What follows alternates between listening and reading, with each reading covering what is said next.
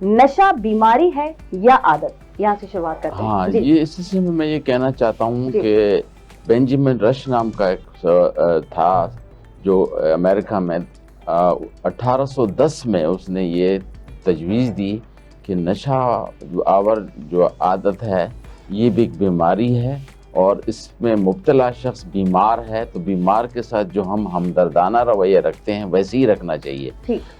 دیکھا یہ گیا ہے کہ نشے والے لوگوں کو زیادہ تر لوگ دھتکارتے ہیں، جبکہ یہ شوگر اور بلڈ پریشر کی طرح کرونک ریلیپسنگ ڈس آرڈر ہے. اس نے یہ پروو کیا کہ کوئی بھی چیز اگر آپ سمجھنا چاہتے ہیں کہ یہ بیماری ہے تو اس کے لیے ایک ایجنٹ ہونا چاہیے، ایک ہوسٹ اور ایک انوائرمنٹ. ٹھیک. تو اس میں انہوں نے کہا ایجنٹ تو یہ نشہ اور چیز ہے کہ پیراسٹامول کھانے سے نہیں ہوگی، جبکہ جو ہے ہیروئن اور سگریٹ اس سے نشہ ہوگا. اس کا مطلب دیر از a problem in the agent. اور ایک ہی گھر میں دو لوگ رہ رہے ہیں، ایک وہ بھائی کو نشہ کر رہا ہے دوسرا نہیں کر رہا ہے، تو اس کا مطلب اس بندے میں بھی کوئی ڈیفیکٹ ہے اور انوائرمنٹ میں بھی ہے. تو اس بینجامن رش نے جب 1810 میں یہ کانسیپٹ دیا، لوگ اس پہ ہنستے تھے، کہتے تھے کیسا عجیب آدمی ہے، یہ تو لاتوں کے بھوت ہیں.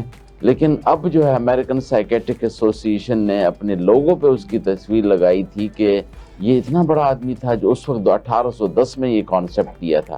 اس کی مثال ایسی ہے کہ اگر ہم کہیں کہ نشہ کیوں ہوتا ہے، جی. تو جس طرح سے گاڑی کی ٹکر جو ہے یا حادثہ ہوتا ہے یا ایکسیڈنٹ، اس کی 3 وجوہات ہوتے ہیں. either the problem in the driver یعنی گاڑی جی چلانے جی والے میں مسئلہ ہے، Yes. یا گاڑی میں مسئلہ ہے، یا روڈ میں مسئلہ ہے.